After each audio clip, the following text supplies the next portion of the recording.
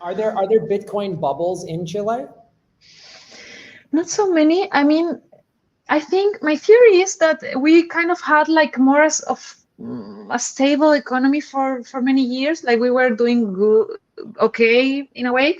Um, so I guess people tend to search for this kind of options when you're struggling, sadly, or when you are very like in a maybe more even more privileged position where you can like invest and you're looking for that kind of things. And so I think people are attracted or by number go up or by the use case when you are struggling.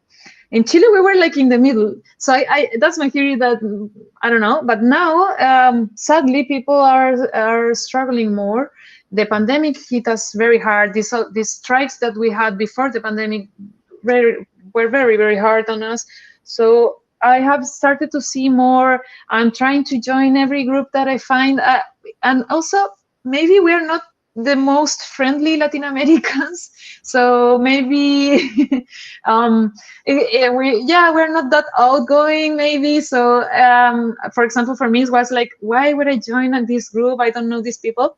And now I'm like, of course, rethinking this, like, no, wait, we have to do the movement. Like someone has to do it. Like if no one does it, then it doesn't happen. And I think people are coming on to this idea, and it's getting a bit more attraction, and yeah, but it's very special. There was a weird thing that happened in Chile. So it's one of the only countries where all the banks got together behind doors, of course, and they all closed the exchanges accounts from one day to another. So today the exchange was working, and the other day the accounts were closed. So the exchanges couldn't operate. So what happened is they started a lawsuit saying this is illegal. And luckily, the judge said, okay, in the meantime, we decide if this is illegal or not.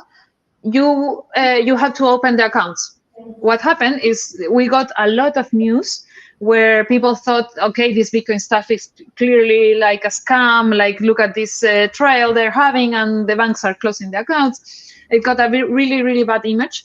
And also, not any like this closed the opportunity for companies or new companies to start, because no bank would open a new account. They were forced to open to these guys because they already had these accounts, but no new one could enter the ecosystem.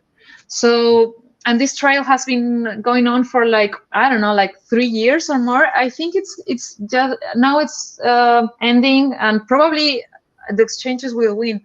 But this created a really, really weird atmosphere in the country, I think, and it also had maybe an impact on why there is less adoption in Chile.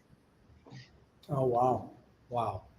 So what efforts are you trying to do to spread adoption in Chile, considering you're dealing with all of these issues?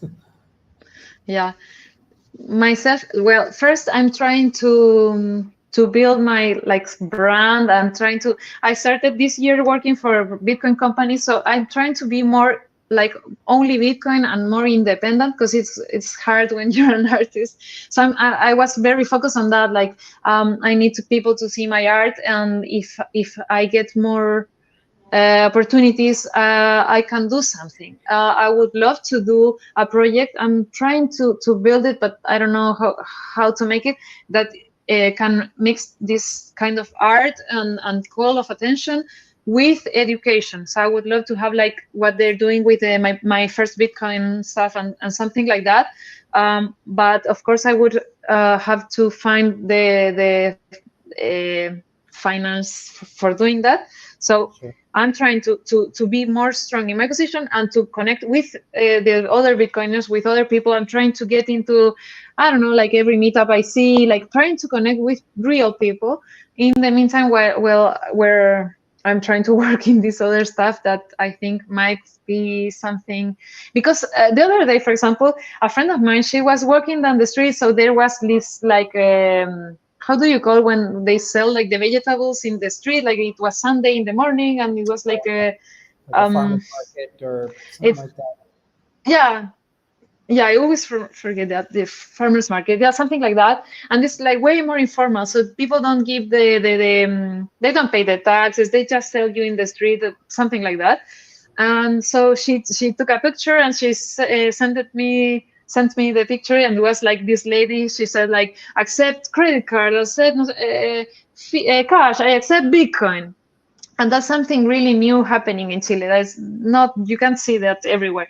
So I want to actually be able to go to these people, to start talking, to start and yeah, like trying to help, because I know this would help their position so much. Like people who are living on a paycheck, like month to month, they cannot invest. These are the people that are getting more poor and poor and poor, and the people who have more money are protected. The system protects them. Yeah. So I would love to do something like that. I have a lot of ideas. I have to like focus and then start building. But yeah.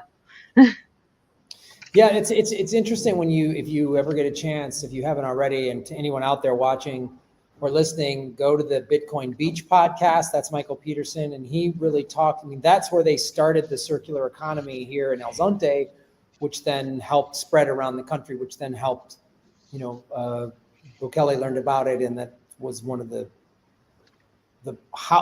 beginnings of how then El Salvador made it legal tender. And I think that learning that the little circular economies is the key.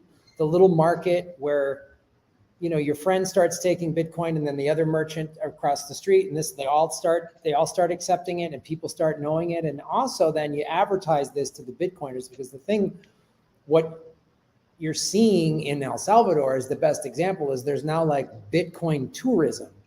And there's people are like I first came here in June, and I rented a surfboard with Bitcoin, and I just wanted to do that experience. I wanted that experience, and then there's a Telegram group, and I think there's the Orange Pill app, and I forget, there might even be like an app or a website where you can just start listing globally all the places that take Bitcoin. And that's kind of key for people to see like how much this is spreading. Even the town I'm staying in, El Tunco, which is a little surf town, and it's about 15-20 minutes away from El Zonte. When I first came here in June, El Tunco didn't have as many stores that accepted Bitcoin. And now that I'm here in February, I'm already noticing more. There's a gym that opened up that takes Bitcoin. There's several different little coffee shops and restaurants that are now taking it that didn't used to. I've even seen little street vendors that sell little bracelets and necklaces and tourist stuff like this. And they have a little sign like your friend has that says Visa, MasterCard, and Bitcoin. And I'm like, whoa, okay. Like this is, and I think that's the key, I think, is to just like focus on that one, have your friend focus on that one market and get more people in that market in Chile to start doing it.